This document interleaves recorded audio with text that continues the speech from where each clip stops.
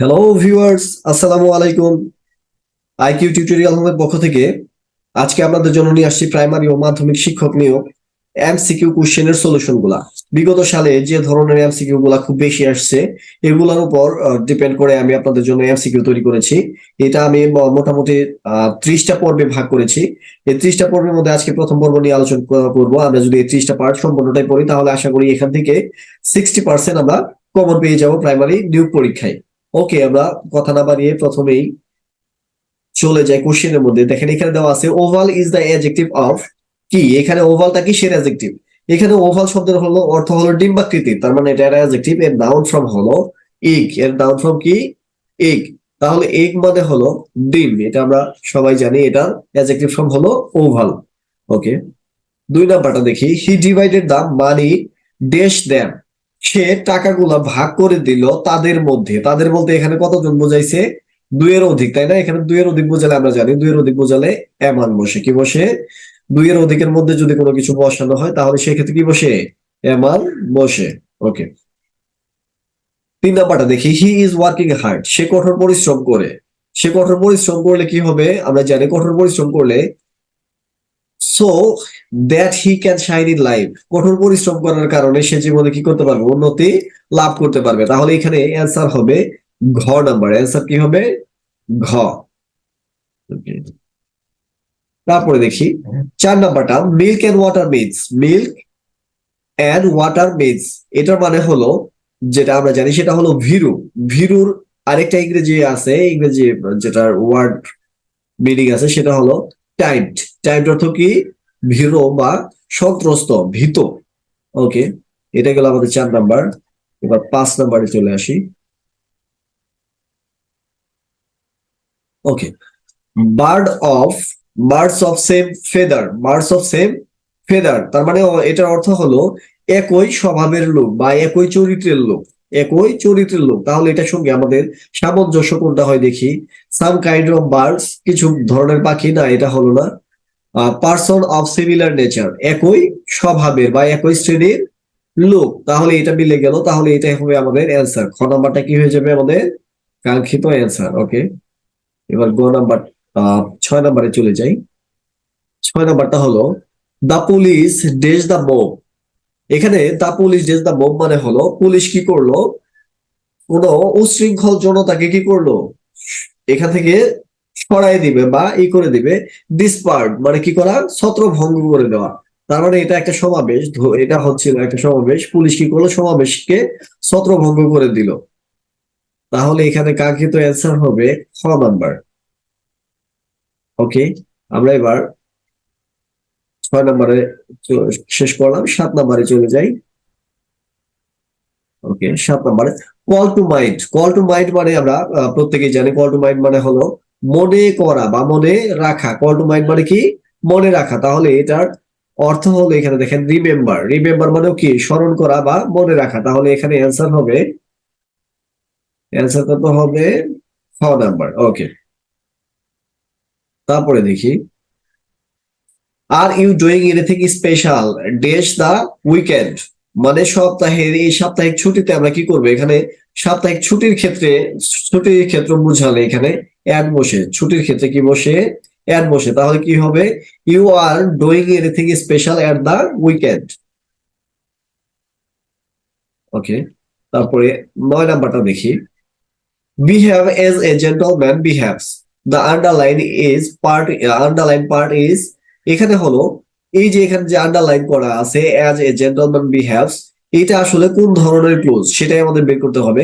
আমরা জানি যে ক্লোজ বা আপনার যে ক্লোজ বা যে ওয়ার্ড গুলা কি করবে? ভার্বকে বা অ্যাডভার্বকে অথবা অ্যাডজেক্টিভকে মডিফাই করবে, সেটা কি হয়ে যাবে? অ্যাডভার্ব হয়ে যাবে। তাহলে এখানে দেখেন অ্যাজ এ জেন্টলম্যান বিহেভস, ভাই একেবারে ভদ্র মানুষের যে স্বভাব, আচার আচরণ, এটা কি হয়? ভদ্র মানুষের আচার আচরণ কাকে? বিহেভকে, আচরণকে কি করছে? মডিফাই করছে। সেক্ষেত্রে আমাদের কি হবে? অ্যান্সারটা হবে অ্যান অ্যাডভার্বিয়াল ক্লোজ। তাহলে অ্যান্সার কত হবে? অ্যান অ্যাডভার্বিয়াল ক্লোজ, ক নাম্বার। ওকে, 10 নাম্বারটা দেখি। Which of the following sentence is correct. এখানে কোন সেন্টেন্সটা সঠিক সেটা আমরা দেখবো। দ্যাট শার্ট, ওই শার্টটি হুইচ হি বট, যেটি সে ক্রয় করেছিল, ইজ ব্লু ইন কালার, কি কালারের ক্ষেত্রে এখানে কালারের পূর্বে সবসময় কি বসে, ইন বসে। কালারের পূর্বে কি বসে, ইন বসে। তাহলে সেক্ষেত্রে আমাদের অ্যান্সার ক নাম্বারটাই কি সঠিক। ওকে ওকে গাইস, এবার আমরা 11 নাম্বার প্রশ্নটা নিয়ে আলোচনা করব। 11 নাম্বারটা কি বলছে, পিতা ও পুত্রের বয়সের অনুপাত 5:2। যদি তাদের বয়সের গুণফল 1000 হয় তাহলে 10 বছর পর পিতার বয়স কত হবে? এখানে দেখেন, এখানে যদি আমরা অঙ্কটা এইভাবে করি, পিতা ও পুত্রের বয়সের অনুপাত ধরে যদি নেই 5 ক এবং 2 ক, তাহলে এই দুইটাকে গুণ করলে এটার গুণফল বের হয়ে যাবে। তাহলে এটা আমি নিয়ে একটু বিশদ আলোচনা করেছি আপনাদের বোঝার সুবিধার জন্য। ওকে, আমরা অ্যান্সারটা দেখি। 60 বছর, নিচে এটা দেওয়া আছে, ধরি পিতা ও পুত্রের বয়সের গুণফল 5 ক ইন্টু 2 ক সমান সমান 10 ক স্কোয়ার। প্রশ্ন মতে 10 ক স্কোয়ার সমান কত? এই যে বলছিল দুইজনে তাদের বয়সের গুণফল 1000। তাহলে ক স্কোয়ার সমান এখানে 10, এখানে গুণ আকারে আছে, এই পাশে এসে ভাগ হয়ে গেছে। সো 100কে 10 দ্বারা ভাগ করলে 100 হয়ে যায়। আবার এটা এই যে কয়ের উপর যে স্কোয়ার আছে এটাকে স্কোয়ার তুলে দিছি, আর এই 100কে বর্গ করলে কি হয়ে যায়? ক সমান 10 হয়ে যায়। তাহলে পিতার বয়স কত হবে? এখানে আমরা ধরে নিয়েছিলাম 5 ক, তাহলে 5 ইন্টু ক, 5 ইন্টু 10 সমান সমান 50 বছর। তাহলে 10 বছর পর পিতার বয়স কত হবে? 60 বছর। ওকে, তারপরে দেখি একটি একটি রম্বসের কর্ণদ্বয়ের দৈর্ঘ্য যথাক্রমে 18 মিটার ও 12 মিটার হলে ক্ষেত্রফল নির্ণয় করতে হবে। আমরা জানি রম্বসের ক্ষেত্রফল সমান হাফ ইন্টু, ওকে অ্যান্সারটা দেখে নিই আগে।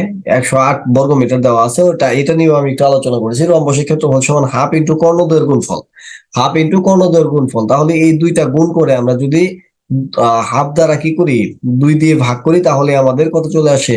108 বর্গমিটার চলে আসে।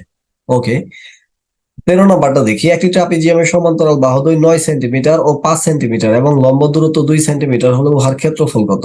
এই ক্ষেত্রেও দেখেন, আমরা জানি ট্রাপিজিয়ামের ক্ষেত্রফলের সূত্রটা হলো, ওকে আমি এখানে দেখাচ্ছি, ট্রাপিজিয়ামের ক্ষেত্রফল হলো হাফ ইন্টু সমান্তরাল বাহুদ্বয়ের সমষ্টি। তার মানে সমান্তরাল বলতে এই দুইটা বাহু, এই দুইটা বাহুর সমষ্টি, দুইটা কি করব? যোগ করব। যোগ করে 2 দ্বারা ভাগ করব। তাহলে 9 আর 5 যোগ করলে কত হবে? 14। 14 যদি 2 দিয়ে ভাগ করি তাহলে কত হয়ে যায়? 7 হয়ে যায়। 7 এবং উচ্চতা কত? এখানে 2। 7 আর 2 গুণ করলে কত হবে? 14 হয়ে যাবে। 7 আর 2 গুণ করলে কত হয়ে যায়? 14। তাহলে 14 কে যদি আবার কি করি, ওকে, তাহলে 14 হয়ে গেল।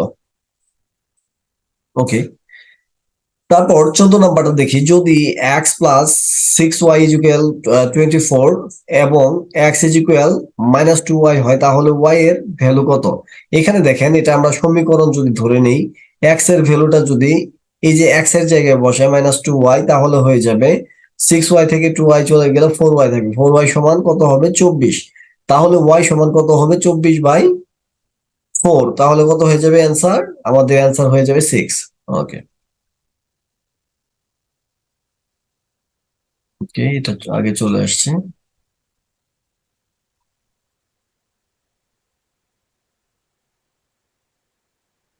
ওকে, এখানে 15 নাম্বারটা দেখি। 2x - 6, 5। এটা আমরা যে ওই যে ক্রমযোজিত সংখ্যা দ্বারা যে অঙ্কগুলা করছি এগুলো আমরা করে নিব। এটা সমীকরণ দ্বারা করতে হবে, এটা আপনারা জানেন। এটা এই যে 2x - 6 ইকুয়াল 4 ধরে নিব 1 নং সমীকরণ, এবং 2y - 5 সমান 5 ধরে নিব, এটা 2 নং সমীকরণ। এখন 1 নং ও 2 নং হতে আমরা ভ্যালুটা বের করলে আমাদের x এর ভ্যালু 5 আসবে এবং y এর ভ্যালু কত আসবে? 5 চলে আসবে। ওকে, দুইটি মুদ্রা একসাথে নিক্ষেপ করলে প্রথম মুদ্রায় হেড এবং দ্বিতীয় মুদ্রায় টেল আসার সম্ভাবনা কত? ওকে, এটা নিয়ে আমি আলোচনা করছিলাম, এটা একটু স্কিপ হয়ে অন্য জায়গায় চলে গেছে। ওকে, হেড একটা কয়েনকে যদি আমি প্রথমে টচ করি, দুইটা কয়েনকে যদি কি করা হয়, টচ করা হয়, দুইটা কি হওয়ার? হেড হওয়ার সম্ভাবনা আছে। আবার হেডও হতে পারে, টেলও হতে পারে, আবার টেলও হতে পারে, হেডও হতে পারে, আবার দুইটাই কি হতে পারে? টেল হতে পারে। তাহলে কয়টি অবস্থা? মোট 4টি অবস্থা। সুতরাং প্রথম মুদ্রায় হেড এবং পরের মুদ্রায় টেল আসার সম্ভাবনা কত হবে? 4-এর 1 অংশ, যেহেতু মুদ্রার সংখ্যা কয়টি? একটি, একটি হেড অথবা একটি টেল।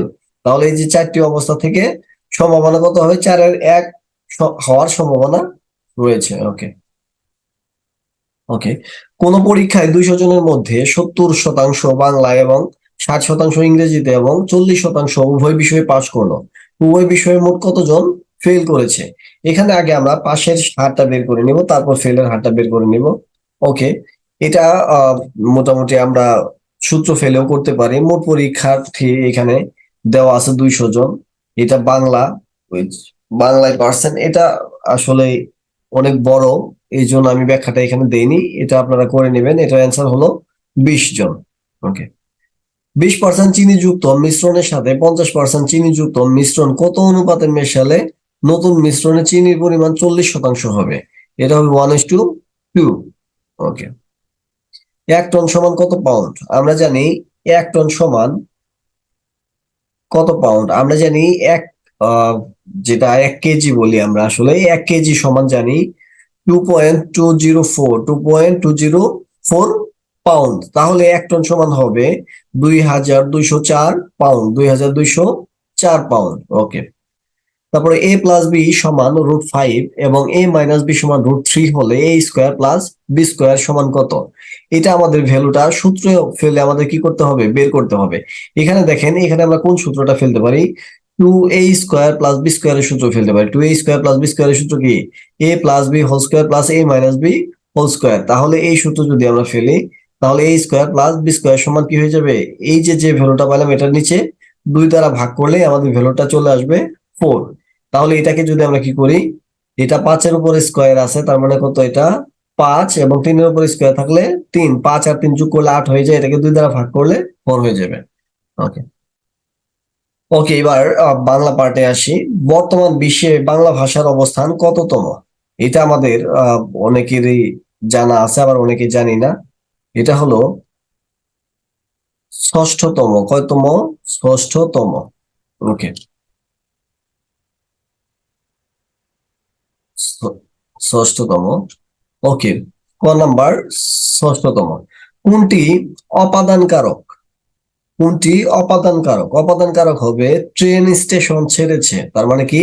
ট্রেন স্থান ত্যাগ করছে, এক জায়গা থেকে আরেক জায়গায় স্থানান্তরিত হলে কি কারক হয়? অপাদান কারক। ওকে, তাহলে ট্রেন স্টেশন ছেড়েছে। বাংলার মিল্টন বলা হয় কোন লেখককে? উত্তর হবে হেমচন্দ্র। ওকে, আগুনের পরশমণি উপন্যাসের রচয়িতা কে? এটা আমরা সবাই জানি, হুমায়ুন আহমেদ। ওকে, নেটো এর সদর দপ্তর কোথায় অবস্থিত? এটা বেলজিয়ামের কোথায়? ব্রাসেলসে। বেলজিয়ামের কোথায়? ব্রাসেলসে। ওকে, কচু খেলে গলা চুলকায় কারণ কচুতে কি আছে? Calcium oxalate. Calcium oxalate. Okay, ভূপৃষ্ঠে কোন ধাতু সবচেয়ে বেশি পাওয়া যায়? এটা আমরা জানি অ্যালুমিনিয়াম। অ্যালুমিনিয়াম ধাতু ভূপৃষ্ঠে সব থেকে বেশি পাওয়া যায়। ওকে, 28 নাম্বারটা দেখবো। শুদ্ধ বানান কোনটি?